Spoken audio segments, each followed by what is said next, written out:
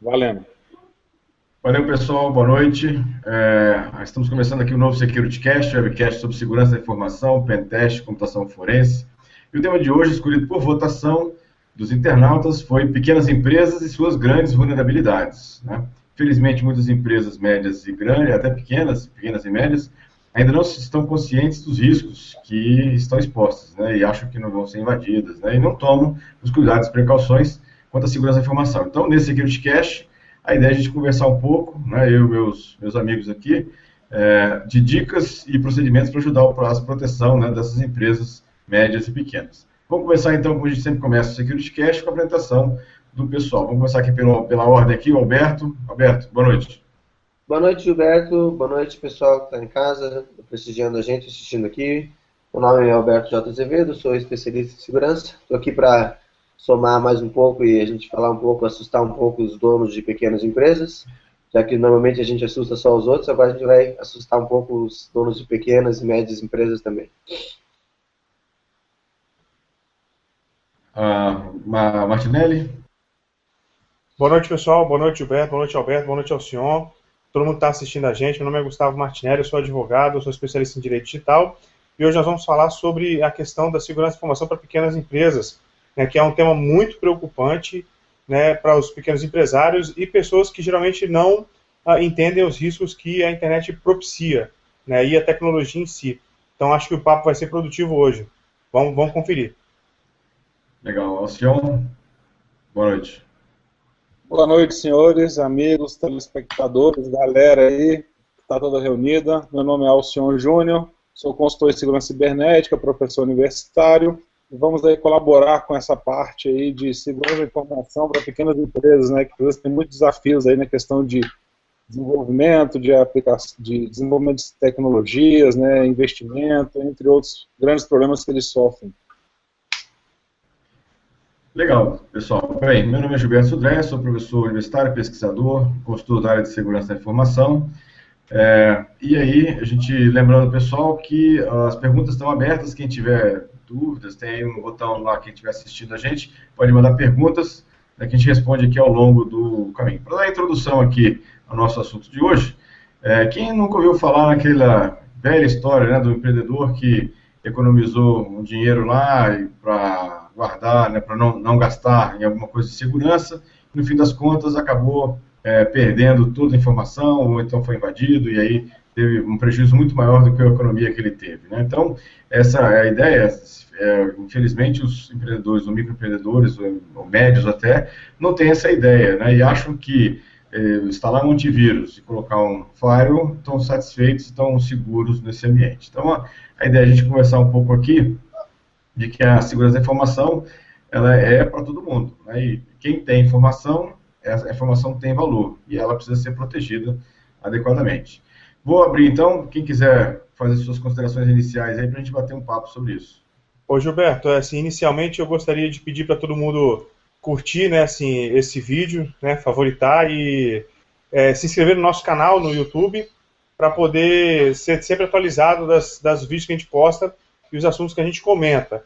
Agora sim, eu queria, na verdade, dividir com vocês essa questão que o Gilberto falou sobre ter um antivírus e ter um firewall, né, instalado e todo mundo acha que está protegido, né, e o próprio Gilberto tem uma questão assim de, nós temos, né, quantos vírus novos por dia, né, e na verdade a gente sabe que o antivírus não é efetivo, né, ele é necessário, mas ele não é 100% efetivo, e também a questão que está assim, cada vez mais recorrente, por incrível que pareça, e isso assim, até assusta um pouco, que são os cryptolockers, né, que são os crackers que usam a criptografia para sequestrar os dados dos usuários, né, e então pedir um preço do resgate por esses dados.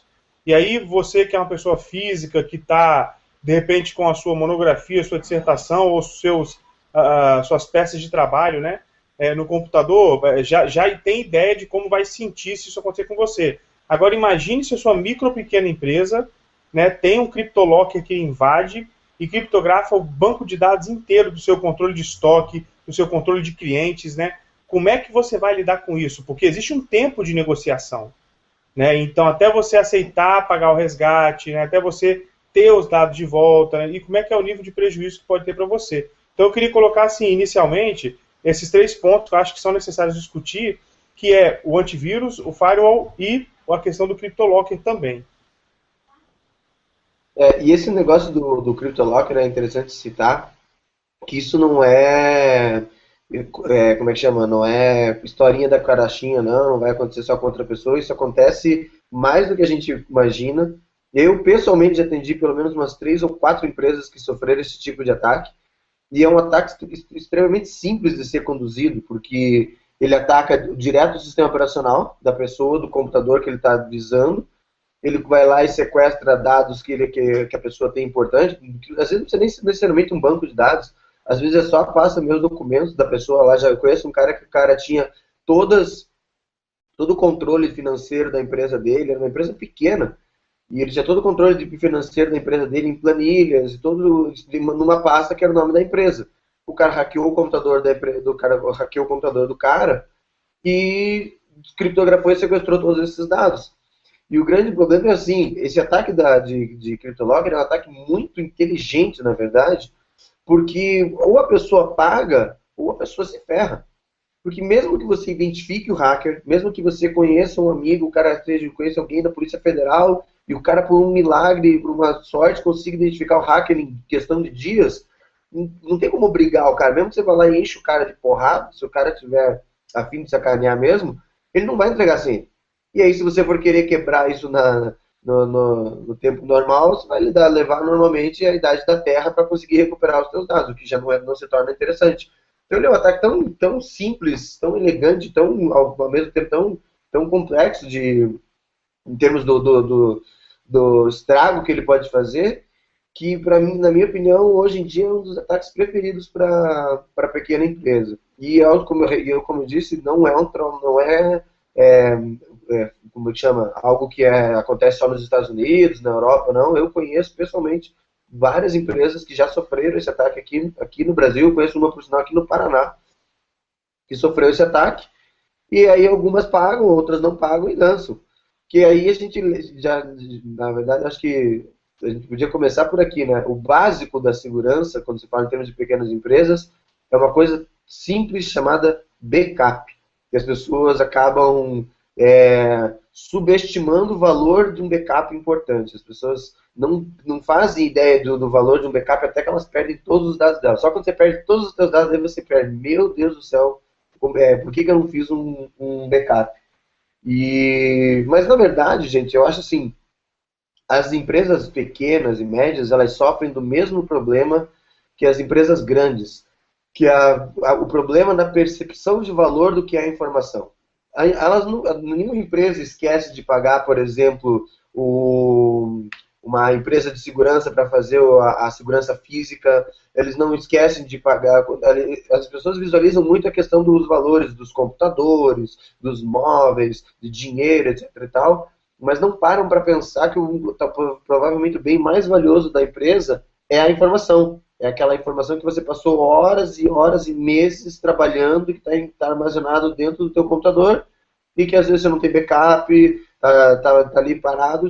Mesmo se não precisa nem um hacker entrar, se o teu computador queimar, você dança. Eu acho que backup é o primeiro passo para atingir uma pequena empresa segura. Ô, Alberto, então o que você está dizendo, na verdade, é que se eu tiver uma política forte de backup, que é uma das medidas que integram, né, a segurança da informação, eu posso, por exemplo, se tiver um dado, né, criptografado e sequestrado, eu posso me negar a pagar o resgate e simplesmente descartar isso, restaurar o backup e continuar a trabalhar. Seria isso, né? Sim, na verdade, assim, eu tenho um cliente que ele foi invadido não na parte na empresa, ele foi invadido no laptop dele. E aí o cara foi esperto, porque o cara cercou por tudo quanto é lado, ele já tem alguns recursos de segurança, e aí o cara não conseguiu hackear o servidor da empresa, mas ele ficou na bota do dono. E aí um dia ele conseguiu pegar e, como o Alceu adora falar, bug no Windows é o que mais sai, né? E aí teve uma semana que ele pegou e conseguiu explorar uma vulnerabilidade no Windows e pau, ele conseguiu acesso na máquina do cara e ele levou todos o que ele tinha de planilha, etc, na máquina dele. Só que a questão é o seguinte, ele tinha um backup de absolutamente tudo, porque o backup faz automático, né? Essa é uma questão. Sempre que possível, o backup deve ser feito automático. Se não for possível, pode até ser feito manualmente, mas sempre que possível é melhor ser feito automático. E no caso dele, o backup fazia automático, né? Toda vez que ele plugava o computador na rede, à noite, pau, ele fazia backup.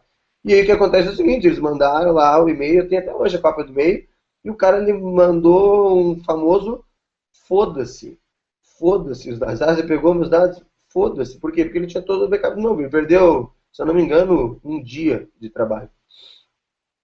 Eu concordo contigo aí, o Azevedo, né? Esse ponto é importante. Você falar assim, realmente eu vou ter o backup, vou restaurar, né? Agora a gente tem que pensar também em alguns outros pontos, não só esse, além de restaurar, né? A questão é que muitas vezes os ataques nem sempre vêm somente de quem está lá de fora, né? Quem vai acessar lá e bloquear o acesso aos dados. Como você falou, a informação tem valor, né? E realmente tem um grande valor, assim como muita gente já ouviu falar, por exemplo, grandes empresas como Nike, né, que não tem nenhum tipo, não tem prédio, não tem indústria, não tem fábrica, não tem nada, eles simplesmente terceirizam tudo, né, e o que tem de valor ali é o projeto, é a marca, né, então se alguém roubar um projeto de um tênis, se alguém roubar um projeto de desenvolvimento de um novo tipo de amortecimento para a corrida, aquilo ali é que é o valor, é a informação, o projeto está sendo desenvolvido. Então, os ataques também vêm internamente, né? Diversos clientes aqui de Brasília, que já atendi, tiveram problemas de roubo de carta de clientes. Então, o cara chega lá, eu trabalho nessa empresa, né? Isso acontece com empresas de turismo, com empresas que prestam serviço para clientes. Eu chego lá, roubo aqueles clientes que ele tem ali dentro e forneço, né, concessionárias. Pô, interessante, tem lá um monte de cliente da concessionária que vai comprar a troca de carro todo ano, eu roubo aquela informação e passo para outro. Então, nem sempre você chega lá também pensa assim, o cara pegou a informação, o cara bloqueou, mas e se o cara roubar? E se ele utilizar para derrubar a minha empresa nesse ponto para eu não ter mais aqueles clientes? Ele sabe o preço que eu pratico, ele sabe a forma de marketing que eu pratico, ele vai praticar o marketing em cima daquilo. E aí, o que vai acontecer? Né? Minha empresa vai ter também uma perda de lucro violentíssima nesse ponto. Então, tem que pensar também na questão de prevenção de perda de dados, né, para evitar que uma outra empresa roube aqueles dados ali e leve para trabalhar em cima disso aí. Pois é, mas você tocou num ponto bem interessante, cara, que é um dos motivos que eu considero esse ataque do CryptoLocker um dos ataques mais simples. Eu gosto de ataques simples e elegantes. Esse é um ataque simples e elegante porque ele é fácil de ser implementado, porque, como a gente falou, ele pode visar uma máquina específica, e aí você pega a vulnerabilidade do sistema operacional, sai todo dia, entendeu? E aí o que acontece é o seguinte, esse caso é um caso que eu gosto sempre de citar, eu chego a citar esse caso até em palestras, porque existe uma falsa sensação, e eu acho que eu adoro essa frase, a falsa sensação de segurança é pior do que você não estar seguro. E aí, assim, esse caso é um cliente que era meu cliente, e ele tinha toda implementada a parte de segurança na rede dele, e faz parte da política de segurança que equipamentos móveis, como o dele, que era o caso do notebook, tenham criptografia. Então o que acontece? Se alguém roubar o notebook dele no aeroporto, alguma coisa, o cara não vai levar nada, os dados estão todos criptografados. Mas esse ataque do CryptoLocker, ele não é feito não está roubando os dados do rádio desligado, ele está roubando os dados da máquina ligada. E se você pode ter a melhor criptografia do mundo. Se você tem a máquina, você está com ela ligada e você abriu os dados, você descriptografou os dados, eles estão descriptografados. Então se o cara conseguir comprometer a tua máquina naquele momento, que é o que os caras fazem, você pode ter, beleza, que maravilha, você tinha investido em criptografia, você está protegido contra algum tipo de vazamento de informação, mas esse vazamento de informação na hora que o cara compromete a máquina na hora, é muito complicado. Então, assim, esse ataque CryptoLocker, cara, eu acho ele muito foda, muito elegante, o poder dele é devastador e ele é ridiculamente simples de ser implementado. É difícil de ser combatido, porque aí você depende das atualizações de segurança do sistema operacional, você depende de uma série de outras coisas, que como a gente diz, que eu estava falando, o cara não visa, tipo, beleza, normalmente a gente sempre mira nos pontos centrais, a gente mira lá no servidor, o servidor está sendo atualizado, o servidor não vai ter Windows, né, o servidor vai ter Linux, vai ter recursos de rede tentando impedir e identificar esses ataques em volta, pelo perímetro. Agora, você pega um notebook que faz parte de uma rede e temporariamente está viajando, está conectado num hotel lá, mas quando é um ataque direcionado, em que o cara está atrás de uma pessoa específica, e o cara consegue, na hora que o cara consegue comprometer essa máquina, cara, é muito complicado. É uma situação muito difícil. É verdade, é verdade. Agora, Alberto, esse ataque do CryptoLocker é realmente, só confirmando, bem mais comum do que as pessoas pensam.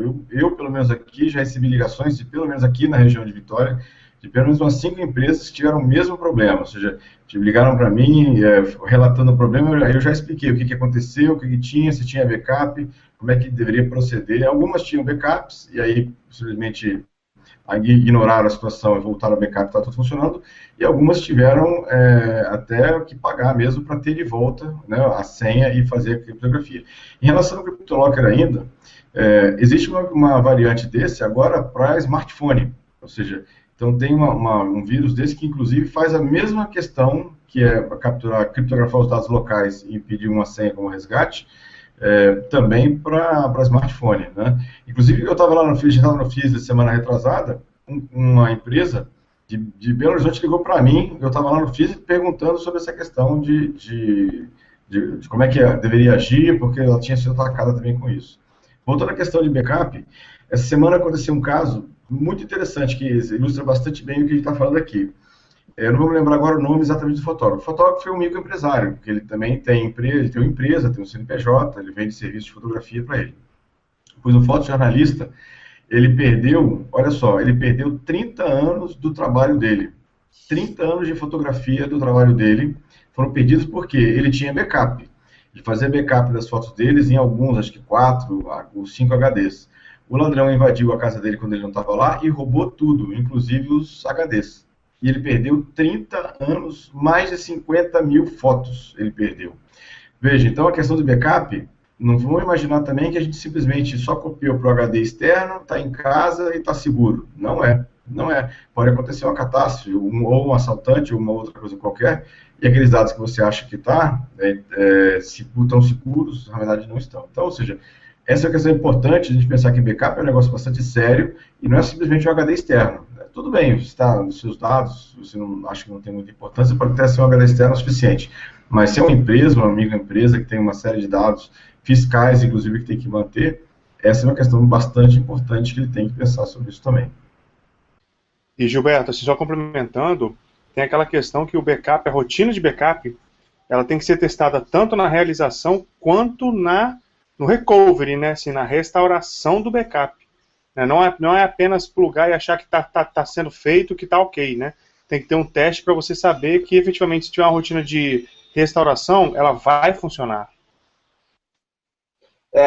O Gustavo tocou num ponto muito importante, cara. O recovery do backup talvez seja mais importante do que o backup. Porque vocês não têm certeza que um backup vai voltar, dependendo até da mídia. Quando é um backup em HD, normalmente é até mais tranquilo, mas nós aqui já passamos por isso, quem já fez backup em fita, com ele comprimido ali, cara, você bota a fita, você começa a rezar. Você senta ali na frente e manda fazer o recovery do backup, você fica lá, Pai nosso que está no céu, santificado seja o vosso nome. Porque é complicado, cara. Eu já tive mais de uma situação em que o backup não voltou. E isso que o Gilberto tocou também é questão importante. Backup você não pode ter um só, né? E eu aprendi isso, engraçado, cara, que alguns anos atrás, sabe que em casa de ferreiro, espeta de pau, né?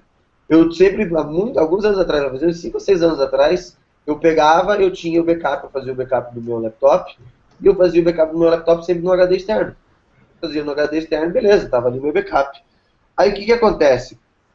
Só que o problema é que eu levava o meu HD externo comigo na mala, e aí um dia, na época, a minha ex-mulher, hoje em dia minha ex-mulher, ela pegou, olhou pra mim e falou, tá, peraí, deixa eu ver se eu entendi.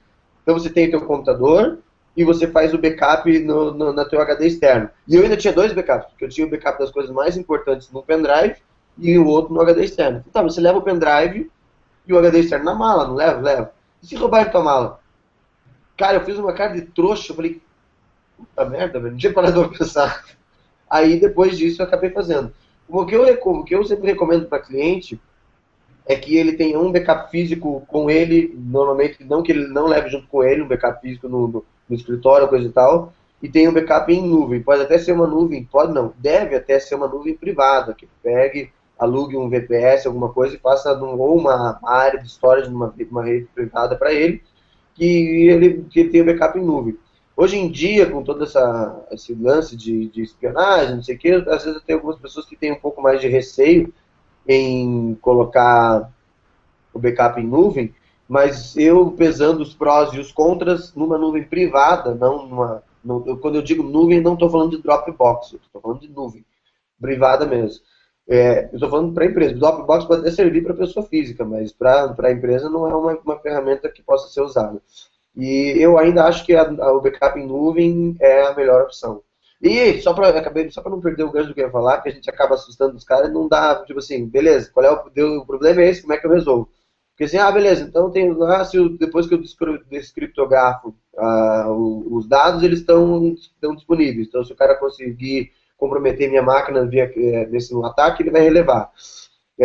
Faz parte de uma boa política de segurança, de um bom processo de implementação de segurança, você fazer o que a gente chama de segurança em camadas. Então, beleza, você pode até ter, deve ter, os teus dados todo criptografado no teu notebook. Então, máquinas que são sensíveis e que têm informações importantes devem ser criptografadas até totalmente para impedir acesso.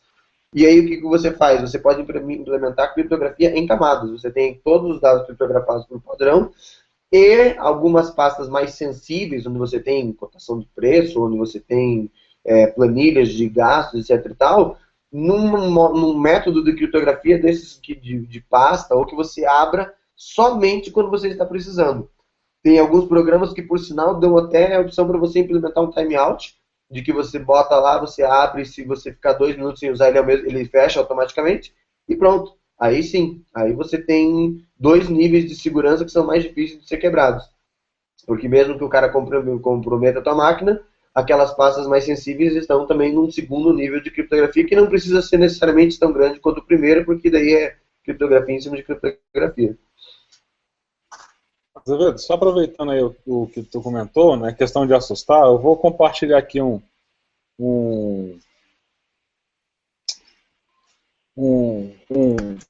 gráfico, tá, que fala da estatística, da questão de ataques, né, se falar o pessoal ficar assustado. Isso aqui é um dado estatístico do CertBR. Aí ele mostra aqui a evolução de ataques, né, que são registrados desde 99, que é o início lá, vocês podem ver aqui, ó, desde 1999, e fala do total de incidentes que aconteceram durante os anos. Você vê que eles vão subindo com o tempo aqui e vai apresentando, né, tiveram algumas quedas e tal, só que observe o número de incidentes que ocorreram em 2014 em relação a 2013 e 2012, né?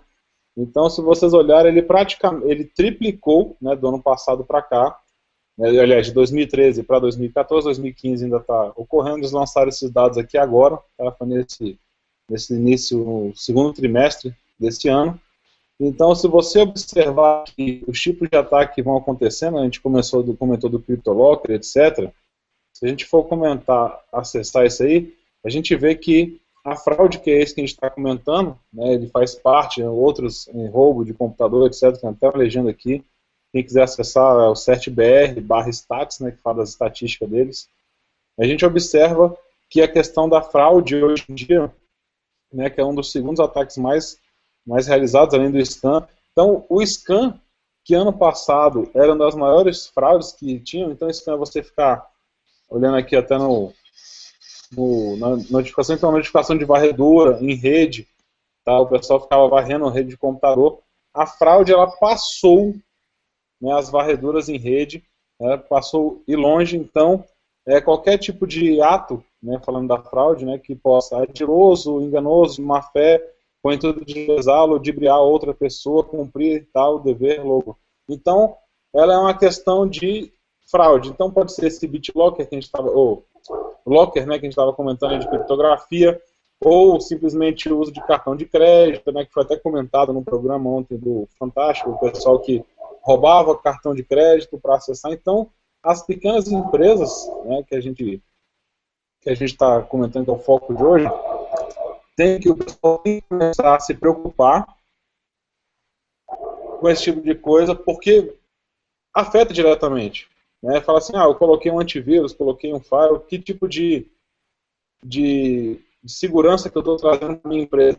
Tem esse mundo, você vê que o pessoal está cada dia especializando. Então o Skank era a maior parte de 2013, das fraudes que o pessoal ficava na rede, pesquisando, acessando, deixou de ser o maior tipo de ataque que hoje em dia é a fraude. É o roubo de informação, a utilização de cartão para compra de etc.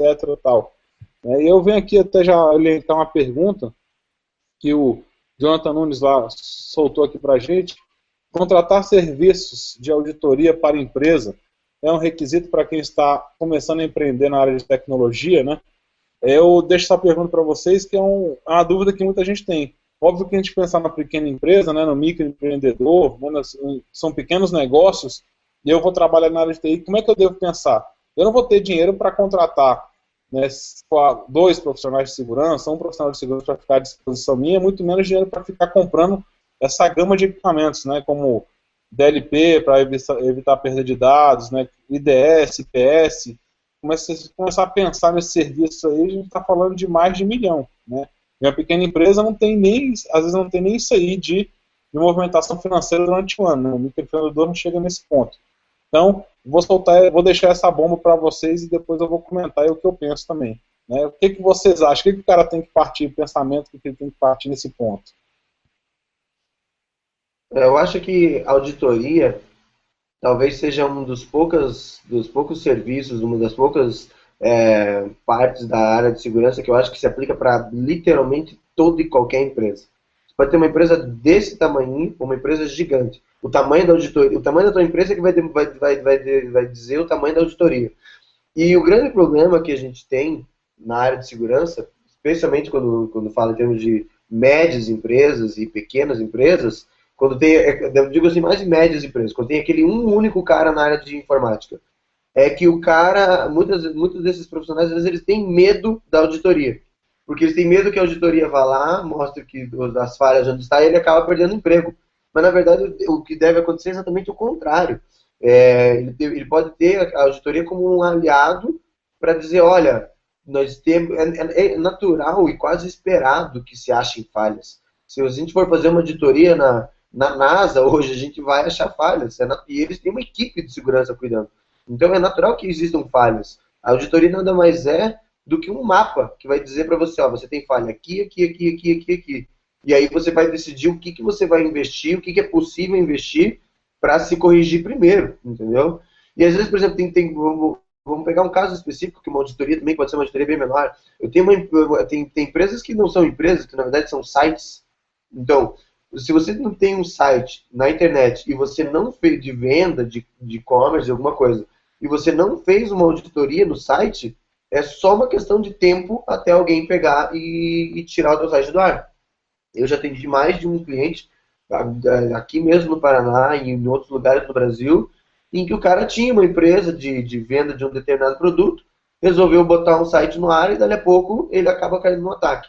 E os ataques que fazem normalmente para empresas que têm um site, que ele começa a resolver expor, nem que não seja para vender o produto, mas simplesmente para expor o produto, eles são até mais comuns de acontecer, porque eles são a resultado de robôs automáticos, de pesquisas automáticas que o cara deixa rodando lá e uma hora ele acessa um servidor vulnerável e ele simplesmente explora o ataque.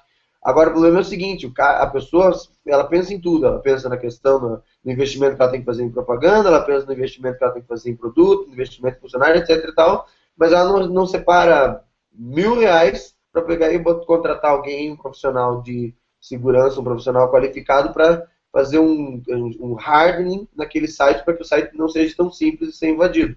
Volto a dizer, o lance aqui é a percepção. Normalmente as pessoas só se tocam do problema depois que ele acontece. E depois que acontece é tarde, aí não tem o que fazer. Agora, Azevedo, acho que tem a questão da contratação da consultoria, que talvez as pessoas considerem como caro, né? Mas tem muitos serviços hoje que os microempresários podem se utilizar da própria internet para se proteger. Ou seja, hoje tem empresas com custos bastante razoáveis que oferecem serviços na internet de hospedagem, de backup, de publicação de sites. né, de proteção da rede como um todo, que ele pode se aproveitar. Ele não precisa ter uma pessoa especificamente contratada para ele. Se é uma empresa pequena, ele vai ter um limite, né, de administração dessa situação, ou de gasto para isso. O importante é ele ter lá no horizonte dele, do empresário, que os dados para ele é vital para o funcionamento, do mesmo jeito que tem lá a luz, a água, né, tem os fornecedores dele, a informação dele também é uma questão importante, também ele tem que cuidar. E custo é dinheiro, quer dizer, então, nesse momento, o que ele tem que fazer? Colocar lá no plano de negócio dele, do mesmo jeito que ele põe lá o custo do condomínio, o custo do pessoal, o custo dos impostos, o custo lá da renovação do parque tecnológico que ele tenha de algum tempo em algum tempo, ele também tem que colocar nesse ambiente, né, o custo da manutenção e da proteção dos seus dados pessoais, seja eles pessoais do uso do dia a dia dos dispositivos dele, como também da empresa. Esse é um custo que ele também tem que levar em consideração. Essa é a questão importante que ele tem que fazer. Uma coisa que me preocupa muito nessa questão, falando de custo mais uma vez, é a questão de aquela ideia antiga de, não, eu vou usar tudo software pirata, porque é mais barato, e aí eu não vou pagar para uma cópia de Windows, uma cópia de Office e tudo mais. Ele tem duas alternativas sempre, o empresário. Ou ele coloca isso no custo operacional dele e faz e leva isso em consideração no processo dele de custo, ou ele usa o software livre, né, que ele vai ter um custo menor, tem um custo de aprendizado, talvez, tem um custo de uma curva de aprendizado, que hoje em dia nem é tão grande assim, mas depois ele vai usar um software que é completamente gratuito para ele. Então, ou seja, o importante é ele colocar essa ideia de que a informação tem valor, tem custo para manter, ele tem que levar isso em consideração quando faz as contas dele no final do mês. Pegando o gancho que você deixou aí, o Gilberto, né, até para comentar um pouquinho, essa é a parte de solução de open source, né, o software livre, enfim, o que ele for utilizar. É até uma questão que me deixou a pergunta aqui, o Roger, né, me deixou uma pergunta aqui no negócio, falou assim, poxa, mas e se eu quiser utilizar agora aqui no meu sistema, tem um pessoal pedindo file, será que vai ter a solução do open source? Tem, né, um que eu dou de exemplo que é muito bom é o pfSense, no caso. É um file que tem vários recursos, desde a parte de VPN, quanto a questão de regra de filtragem. Então você consegue aumentar bastante. Se você olhar, um file profissional, né? Não é um filezinho de máquina, de endpoint, não. É um file profissional. Então a parte de open source, quando a gente fala da questão da utilização, né, de um software para diminuição de custo, eu acho interessante. Puxando um pouquinho para o antivírus, que a gente até comentou, assim, antivírus grátis existem diversos, só que você vai falar assim, poxa, só que os grátis eles não são para uso corporativo, né? Você fala assim, vou usar essas marcas conhecidas que é o Avira, Avast, entre outros. Se você olhar lá, quando você vai usar na sua empresa, ele proíbe a utilização de uso corporativo, não é gratuito para uso corporativo, você tem que pagar uma taxa.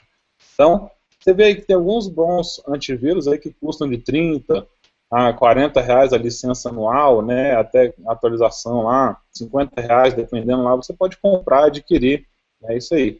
Na questão de gastar, né, poxa, eu vou contratar uma auditoria, ou vou contratar, como outra pergunta aqui que o próprio Jonathan fez, aproveitando esse gancho também, mais um ponto para a gente comentar, falando assim, poxa, mas se o cara contrata uma VPS, né, ou seja, se ele tem alguma aplicação que está ali, será que ele vai sofrer questão dessa parte de invasão ou para fazer uma perícia? Eu gosto muito de utilizar a questão da palavra de parceiros, né? Você consegue parceiros para te ajudar nesse ponto, né? A questão de troca de serviços.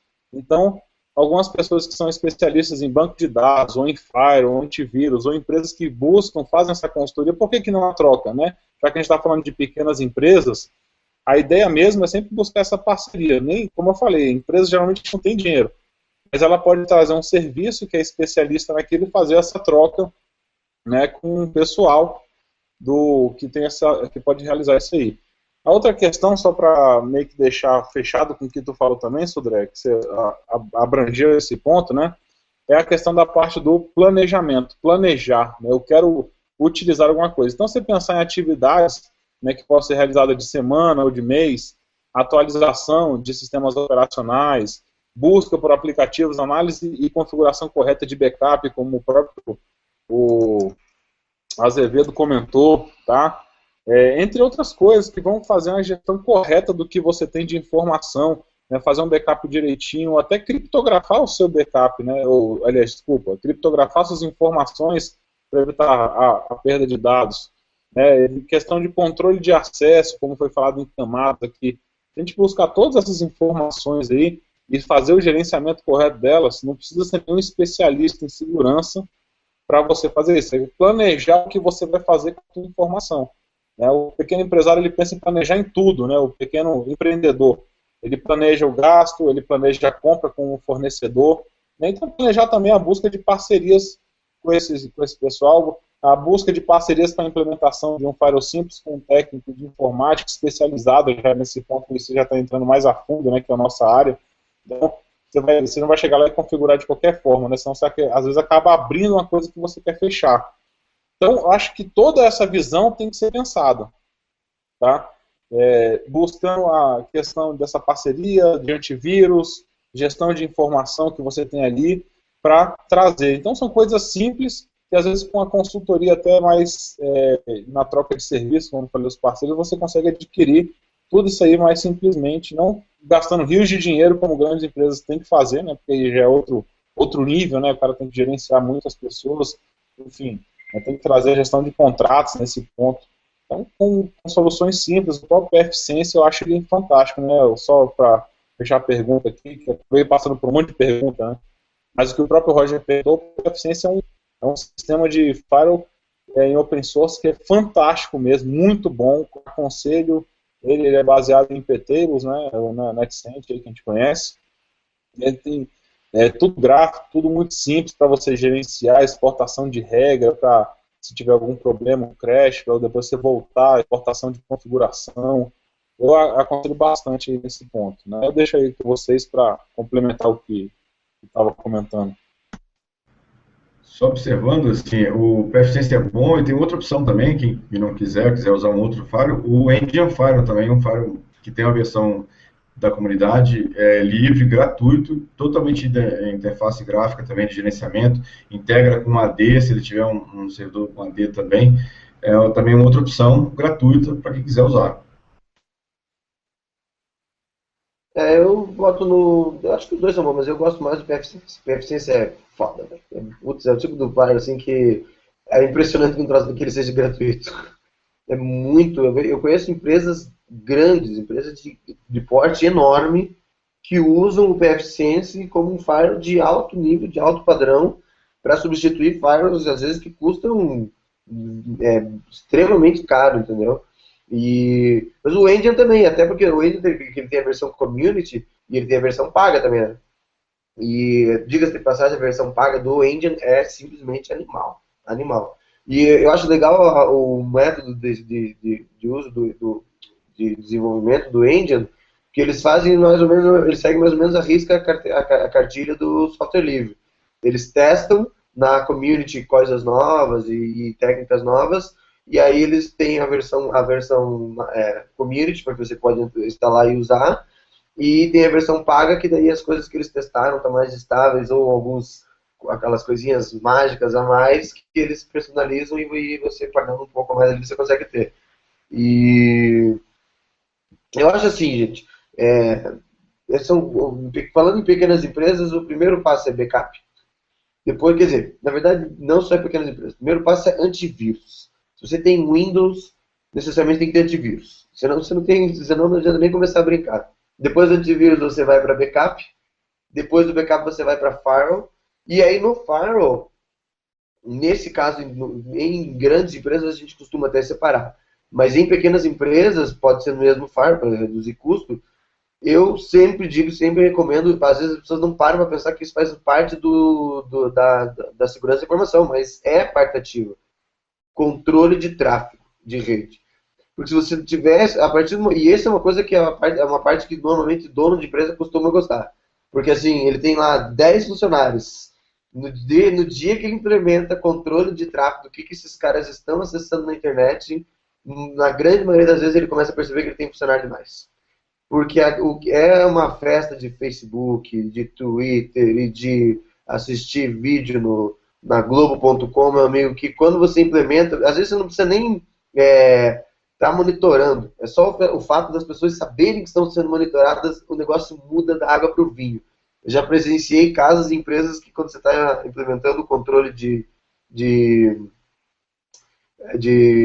acesso, né, à web, de funcionário ficar louco, de não querer assinar a documentação e bater na mesa. Até podia passar posso passar para o Gustavo para ele dar uma palhinha sobre isso, porque assim, a partir do momento que se você vai fazer controle de acesso, você tem que se proteger, como é que chama, juridicamente a respeito disso, senão você pode acabar tendo problema nesse sentido. Mas uma vez que você faça, você tem o direito, porque você é o dono da empresa, você é o dono dos meios de transmissão, você pode fazer o controle de acesso desses dados, você reduz uma série de vulnerabilidades que você pode estar exposto e aumenta a produtividade porque você garante que os seus funcionários estão trabalhando ou usando a internet de maneira correta. Gustavo, pegando a deixa aí até para deixar para você responder isso aí, eu estava vendo o seguinte: eu tenho lá meu servidor de proxy, né, eu tenho acesso de todo mundo, que todo mundo está acessando ali, tem um gráfico, né, acho que a gente até entrou num debate uma vez nesse ponto inicial, acho que não concluímos, que eu não estou recordando.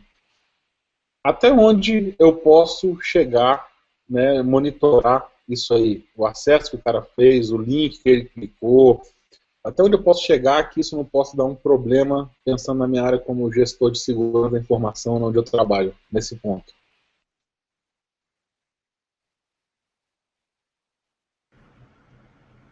Ô, Gustavo, acho que ele morreu lá. Precisando de você, Gustavo, aparece aí. Deixa eu aproveitar enquanto o Gustavo está se recuperando lá.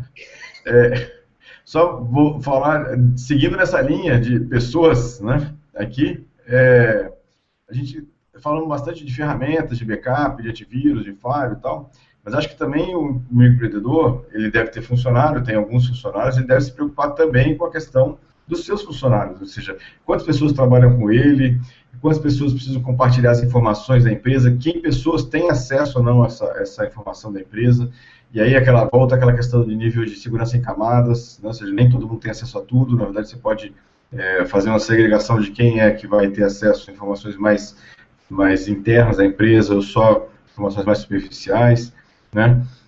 A questão de decisão, ou seja, quem tem autoridade para tomar decisões diferentes em relação a essa situação, e aí também, ou seja, verificar quem é que tem quem tem dessas questões, né, estão fazendo acesso àquela informação, ou seja, quem tem direito e quem não tem direito àquilo ali, e se o direito de acesso daquele usuário é compatível com o nível, né, de informação que ele tem dentro da empresa. Ou seja, as pessoas também internamente também têm que ser selecionadas e dadas a ela as mesmas características ou poderes que ela tem dentro da empresa como um todo. Então, acho que é uma questão importante também. Muitas vezes, uma empresa pequena, o empresário pensa assim, não tem problema nenhum, todo mundo tem acesso a tudo, tem uma senha do administrador, está pendurada lá, colada lá no monitor com post-it, aquela velha máxima lá, né, aquele mito lá, e aí todo mundo tem acesso a tudo, não tem problema nenhum, né, e aí acaba, no fim das contas, tendo uma surpresa com um colaborador que talvez não estava muito satisfeito com a empresa, então, ou seja, tem esse problema também e tem que se preocupar com isso também. Na verdade, você sempre me lembrou de uma questão bem importante, antes de eu passar. O Gustavo está com um problema no áudio, mas eu acho que ele deve estar com problema na conexão, mas diz que o áudio está ok. Que no meu caso, eu acho que até é um bônus, né, porque o cara é um cara feio, então é até melhor ouvir só o áudio dele. Mas antes dele falar, eu queria só lembrar do negócio que a gente estava falando, a gente falou sobre CryptoLocker e etc e tal, e a gente esqueceu dessa questão, né? É até mais comum, né? Mesmo nas estatísticas que a gente tem de ataques, os ataques de próprios funcionários são muito mais comuns, mas muito mais comuns do que ataques externos. Então, o remédio ainda é o mesmo, é o backup. Mas a questão é assim, é muito mais comum, não precisa necessariamente um CryptoLocker, um hacker lá, sabe Deus da onde, que vai invadir e vai roubar seus dados. Pode ser aquele cara que você demitiu ontem, que ele tá bravo com a empresa, tá putaço, e ele vai entrar no servidor e vai deletar tudo que tiver. Eu já vi isso acontecer dezenas de vezes. Dezenas, não foi nenhuma nem duas vezes. A grande maioria que eu conheço, as empresas tem um backup, coisa e tal, acabaram se salvando. Mas eu já vi empresa que perdeu meses de trabalho porque tinha o backup não estava atualizado ou não foi testado, não sei o quê. Aí, por um lado, emitiram um cara, que o cara era chave, o cara tinha acesso a dados, o cara entrou lá e pau, apagou. Um abraço, meu amigo. Azevedo, só complementando o que você está falando, tem uma estatística, agora não tem em mãos ela aqui, mas que diz que atualmente 70% dos ataques têm a participação de um funcionário. Seja uma participação voluntária, ou seja, ele foi e fez de propósito, ou uma participação involuntária, ou seja, ele falou alguma coisa que não devia, ou ele publicou alguma coisa que não devia na rede social, ou ele conversou com uma pessoa desconhecida e deu alguma informação, que aquela informação ajudou a fazer o ataque, ou a montar a estratégia do ataque. Então, ou seja, essa é uma questão importante também, ou seja, deixar claro para os colaboradores o que pode e o que não pode fazer em relação a isso. Só complementando o que você falou. O Gustavo já voltou? Aí? Já voltei. Então, você conseguiu entender? O Alcion fez uma pergunta interessante para você. Quer repetir, Alcion, a pergunta lá? Com certeza. Olha só. Bom, pode repetir antes de eu comentar, pode falar. Não, só a questão é a seguinte, né? Eu tenho um proxy, eu tenho acesso a tudo que o funcionário meu está acessando, todos os funcionários lá, e eu faço aquele controle de fluxo, né? De acesso à informação que ele tem pela internet, etc. E eu quero saber até que ponto eu posso chegar para não ter nenhum problema jurídico. Falar assim, poxa, o cara invadiu a minha privacidade, né? O cara estava vendo que eu estava acessando, etc. Então, até que ponto eu posso chegar para controlar isso aí e para fazer uma auditoria, até como já foi perguntado aqui por outras pessoas. Então, minha dúvida mais é essa aí, para não tomar um processo gigantesco na empresa e ser demitido, né? Olha só, na verdade, nas relações de trabalho, nas relações trabalhistas, tem que se ter em foco o quê? Que quando o funcionário está, né, naquele horário, naquelas 8 horas, digamos assim, né, diárias de trabalho, ele está à disposição do empregador e mais. Se ele está utilizando recursos da empresa, né, seja e-mail, seja máquina, seja banco de dados, ele está usando um recurso que não é dele, é um recurso que é da empresa. Então, a empresa pode sim auditar, tomar todo tipo de precaução, inclusive isso é até uma prática das empresas, não, por exemplo, as empresas que prestam serviço para outros clientes em cima de dados, né, como outsourcing, como terceirização, essas questões, elas aplicam uma prática que é não cumprir o aviso prévio, né, onde você indeniza o aviso prévio, né, você informa o funcionário de que ele está sendo desligado e imediatamente ele é desligado, né, e ele vai com um funcionário da empresa no computador dele, ele não senta no computador dele, né, ele diz para o funcionário o que tem na máquina que é pessoal, para copiar para o HD dele, ou para um pendrive, ou enviar por e-mail, que o resto é uma propriedade, né, da empresa, né. Agora, como é que você se blinda disso? Você tem que ter isso previsto no contrato de trabalho, né, então você tem que dizer aquilo ali, né, no contrato de trabalho, e se você tem um contrato de trabalho que não diz isso, faça um termo aditivo, procure um advogado, faça um termo aditivo de contrato de trabalho, onde você vai dizer que toda aquela propriedade, todo aquele parque pertence à empresa, qualquer propriedade intelectual é da empresa, né, também. Então você vai poder o quê? Vai poder auditar, vai poder monitorar e, né, numa prática, né, de mercado, né, se for o caso de você perceber, né, que o aviso prévio, o funcionário pode ficar indignado e vai, né, de repente dar um drop table, vai apagar o banco de dados, vai apagar o código-fonte de aplicação, você simplesmente, né, indeniza o aviso e põe o seu cara de segurança da informação para acompanhar ele até a máquina e para ir, então, salvar os dados que forem pessoais do funcionário, né, e o restante permanece na máquina e o funcionário não tem mais acesso, né, então essa é uma prática de mercado. Agora, a questão é a blindagem do contrato de trabalho e também adotar práticas ou processos internos que evitem esse tipo de comportamento, né, não é sensato você demitir o funcionário e deixar ele sentar na máquina com a senha de admin, né, e esperando que ele não vai fazer nada por revolta, né, é uma questão emocional. Então, e você vai poder punir ele? Vai poder, mas você tomou um prejuízo também,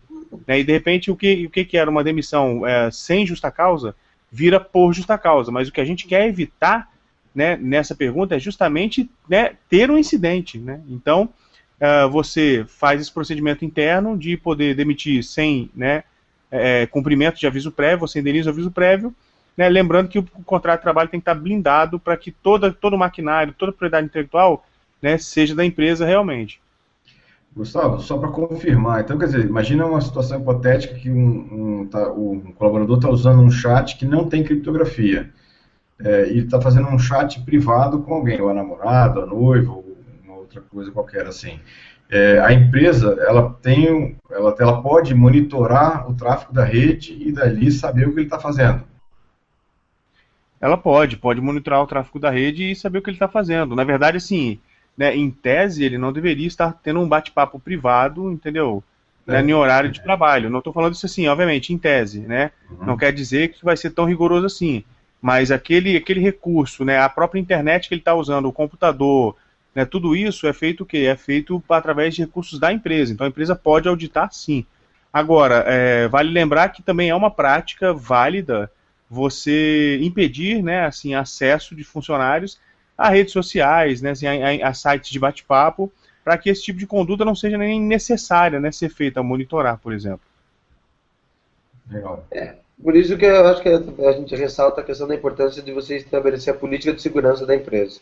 Na política de segurança você lista tudo isso. Você lista a questão do backup, você lista a questão da criptografia, da responsabilidade do cara, de que o acesso à internet é monitorado, blá blá blá, do que ele pode ter no computador, o que ele não pode ter. E nesse ponto eu também concordo.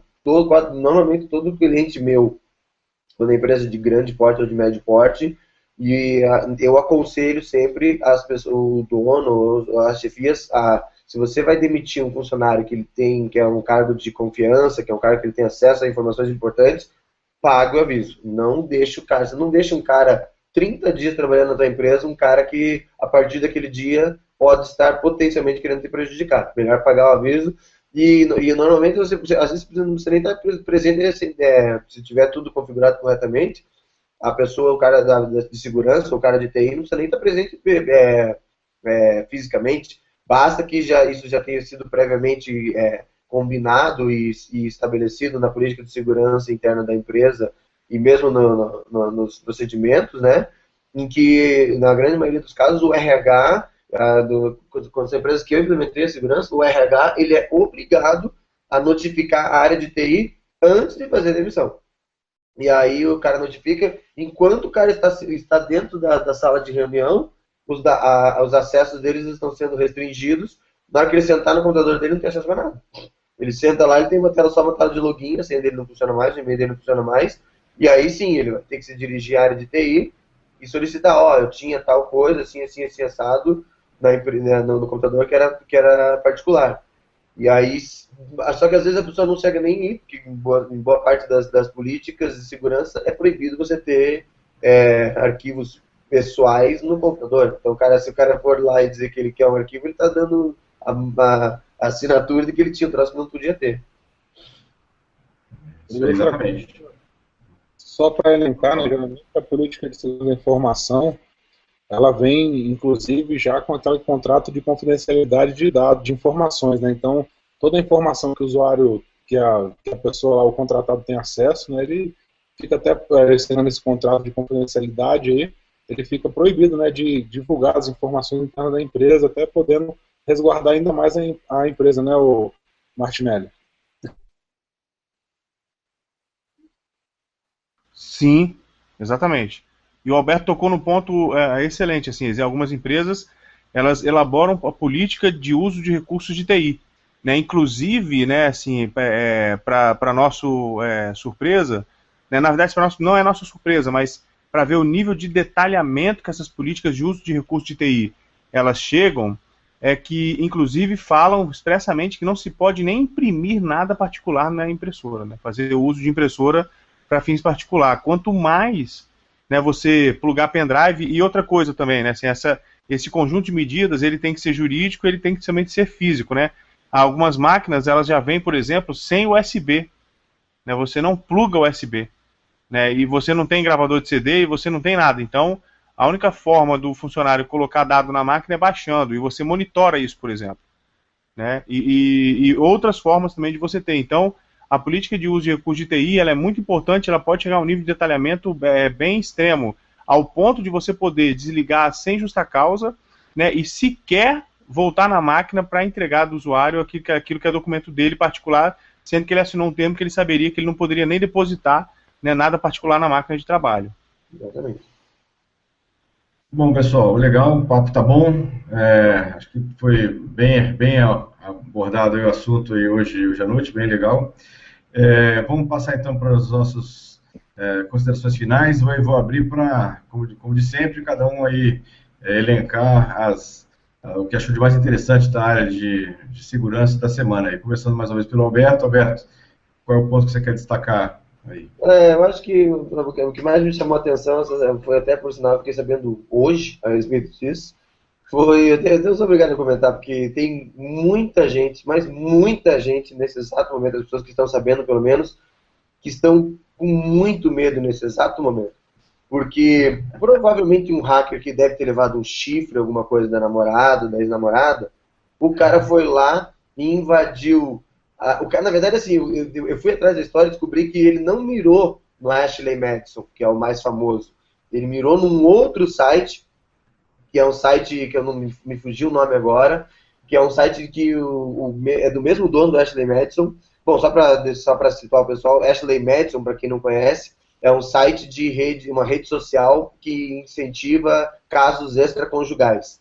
Então, se você quer ter um caso extraconjugal, você entra lá, se cadastra, põe as fotos, e aí você vai se conectar com outras pessoas casadas ou não, que querem ter um casos extraconjugais. E aí esse cara tem outros dois sites, um que é Cougar Life, que é para você achar, como é que chama, mulheres mais velhas, maduras e às vezes casadas que querem ter um caso, e ele tem um outro caso lá que é feito para homens mais velhos, bem-sucedidos, e que querem arrumar uma menininha para dar uma brincada. E esse cara mirou nesse site. Então a impressão que eu tenho é que ele devia ter uma namoradinha, alguma coisa, que ele pegou mexendo nesse site, o cara ficou putaço, e o cara ferrou mesmo, velho. Mas o cara ferrou brincando, ele pegou porque eles conseguiram invadir, e eles conseguiram todos os dados de quem tem o cadastro no Ashley Madison. Todos os dados, quando eu digo, quero dizer, inclusive os dados de cartão de crédito, as fantasias, os nomes reais, tudo. E o cara disse que ou vocês tiram os sites do ar, que eles obviamente não vão fazer, ou nós vamos publicar esses dados. Então, meu amigo, tem gente agora que tá, mas não passa nem vento. Tem gente que não tá dormindo não, hein? Martinelli, e aí seu destaque de hoje? Na verdade, esse meu destaque de hoje não é uma notícia isolada, é um conjunto de notícias que dizem praticamente a mesma coisa. Na verdade, uma é que uma pessoa ela teve uma manifestação de vontade pelo WhatsApp, ou seja, ela fechou um negócio, né, pelo WhatsApp, e ela teve que responder por isso. Depois ela não quis honrar, né, e o WhatsApp foi utilizado como prova para ver que ela transacionou, que ela fez, né, a transação do negócio ali. Não é uma relação de consumidor, tá, gente? É uma relação de direito civil, de um contrato mesmo de compra e venda. A pessoa ficou vinculada àquilo ali. O WhatsApp foi utilizado e foi condenada a cumprir o que ela tinha prometido, né? É o que a gente tem no Código Civil de a proposta obriga o proponente, né? Então, esse é um aspecto que eu estou querendo dizer da questão do WhatsApp e da tecnologia, né? E o outro uso que a Justiça vem fazendo, que é a intimação pelo WhatsApp. Né, cada vez mais juízes, né, assim, cartórios e varas, elas têm intimado as partes, né, ou o advogado das partes, dependendo da procuração, pelo WhatsApp. Né, então, é um serviço que você pode ser confiável desde que você valide o número de celular que está te intimando, enfim, né, consiga validar as informações, e a confirmação que a gente tem atualmente, né, no WhatsApp são os dois cheques, né, os dois Vs azuis, de que a pessoa efetivamente leu, né? Assim, isso é uma prática que está cada vez mais constante na questão da utilização do WhatsApp na justiça para intimações. Porque para citações, que é o primeiro ato, né, digamos assim, do processo, né, nós temos as formas estabelecidas em lei, então elas ainda não podem acontecer, né, de forma diversa, né, como é a intimação. Agora, a intimação, que são os demais atos, elas estão acontecendo pelo WhatsApp. Então, acho isso bastante interessante, isso agiliza, né, torna a justiça mais célere, e eu não vejo nenhum problema. Na verdade, assim, acho até favorável e muito bom, né, para quando a pessoa está fugindo da intimação, né, é um caso que os advogados conhecem bem nessa prática, a outra parte, né, a parte contrária, ela está se escondendo, tá, e aí você entrega o número do celular e fala, então intima pelo celular, intima pelo WhatsApp, que efetivamente hoje você não conhece ninguém que tem smartphone e não tem o WhatsApp. Né? Então você pode fazer esse pedido, inclusive judicialmente. Provavelmente para os advogados que estiverem nos assistindo, esse seria, né, um recurso que se pode pedir, e para as pessoas, né, que de repente venham, né, assim, eu não desejo isso, mas venham enfrentar uma demanda judicial, podem pedir para os advogados pedirem, entendeu, esse tipo de intimação. Legal. Gustavo, Alcion?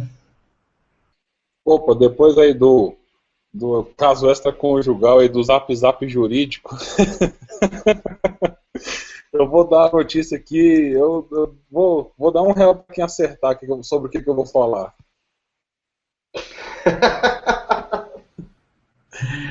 Vocês veem, não sou eu. A Microsoft lançou, todo mundo sabe que a Microsoft lança pacote de atualização toda terça-feira.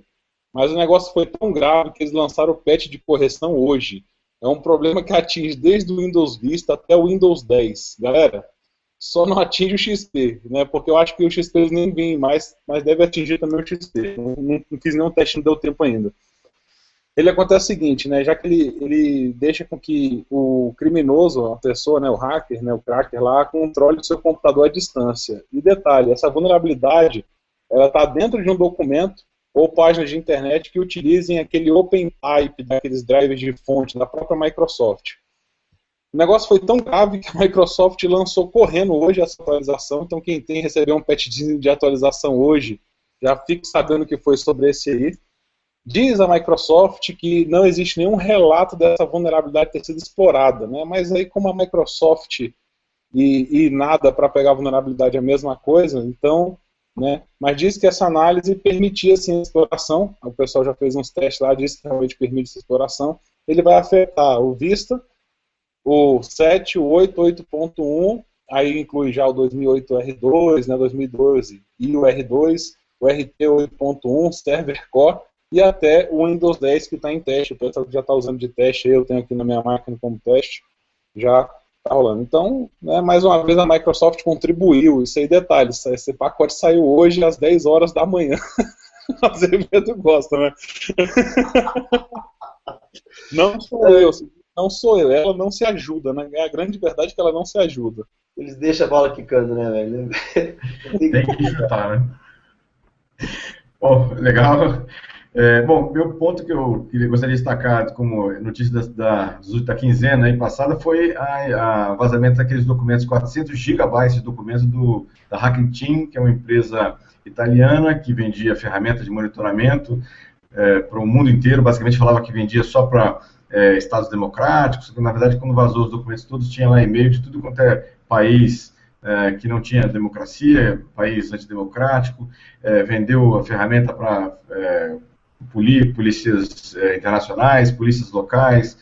Tem uma lista grande de e-mails ali trocados com polícias brasileiras, né, polícia federal, polícia de alguns estados também.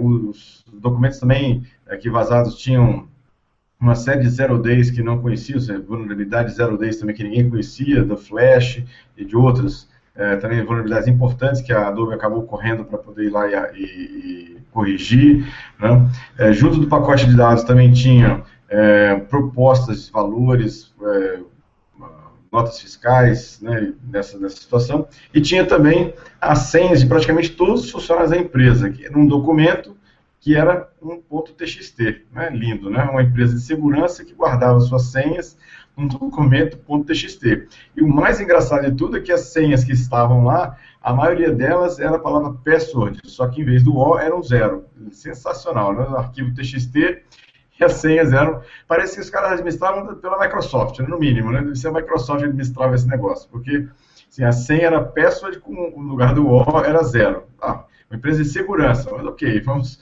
lá, né?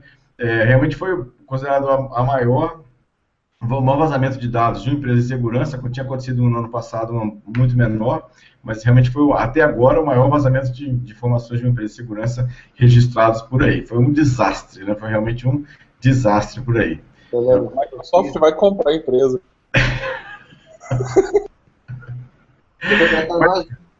A gente ia lá, arrumava, não acontecia mais tipo de coisa. estão fazendo, estão se achando os bons, os reis da cocada preta. Brincadeira, mas é isso aí. O que eu achei legal, assim, quando eu tava no físico quando aconteceu isso. E assim, o que eu achei legal, cara, ironia pouco é bobagem, né, cara? E, assim, é uma empresa de segurança que é especializada em produzir softwares para invadir a privacidade das outras pessoas. E aí ele é invadido e os dados dele são expostos. Cara, ironia pouca é bobagem. Eu acho... Verdade. Isso prova que ninguém está seguro, né? Se nem a empresa de segurança ela tem segurança, quem é que vai ter mais, né? Então, mas eu não vídeo o santo de casa não faz milagre, né, cara? Em casa de ferreiro, espelho de pau. Bom, a lista de senhas do arquivo TXT, para mim, foi o máximo. Foi a cereja em cima do bolo, né? Exatamente. Mas vamos lá, vamos passar então para as despedidas. Alberto, aí suas despedidas, para a gente... Como sempre, agradecer a audiência de todo mundo aí. É sempre um prazer estar vindo aqui dividir um pouco de conhecimento com vocês. E até o próximo SecurityCast. Martinelli, está por aí? Pessoal, boa noite. Obrigado por quem tem nos acompanhado até agora. Hoje foi bastante produtivo o bate-papo, né? Fizemos um caminho direito e tecnologia, o que é muito bom, porque está cada vez mais interligado essas duas áreas de conhecimento, né? E obrigado pela preferência, né? Sim, pela audiência, e por favor, quem não se inscreveu no canal ainda, se inscrevam no canal e, por favor, favoritem o nosso vídeo clicando no joinha lá no YouTube, né? Boa noite, até o próximo SecurityCast. Valeu, Alcion. Bom, pessoal, boa noite, agradecer a todo mundo que acompanhou pelo Facebook, YouTube, né, WhatsApp, sinal de fumaça, né? Todo mundo, os amigos aí que estão aí com a gente, Azevedo, Sudré, Martinelli. E vamos lá, vamos curtir, né? Já estamos chegando a quase 1.000 inscritos no nosso SecurityCast aqui, dá um aviso a todos, né? Estamos com 910. Vamos lá, se inscrever no canal para ver se a gente bate esses 1.000 aí até o próximo SecurityCast. Aí nossa fanpage no Facebook, etc. Valeu, galera. Valeu, Alcion. Bom, despedido dos meus amigos aí, o Azevedo, o Martinelli, o Alcion, obrigado aí pela companhia. A gente está aí trocando uma ideia bastante legal. A quem nos assistiu online, quem não vai nos assistir depois via YouTube, né, no offline também, obrigado aí pela audiência.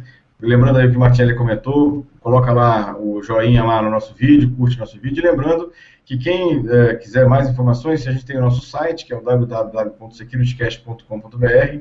Temos lá a nossa página no Facebook, que é facebook.com/seccast, e o grupo, né, que é o facebook.com/groups/seccast.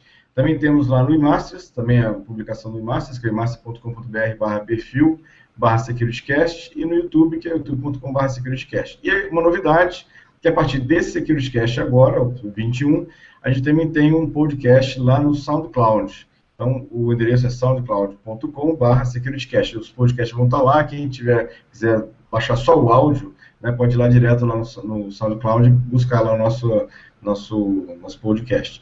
O nosso próximo SecurityCast está marcado para o dia 3 de agosto. Né? Terminando aqui, a gente vai abrir a votação do próximo tema aí. Espero que o pessoal sugira novos temas, ou então vote nos temas que estão lá com a gente lá direitinho. Mais uma vez, pessoal, obrigado. Obrigado a todos que acompanharam a gente até agora e até a próximo SecurityCast. Um abraço a todos aí. Boa noite, boa noite. Boa noite.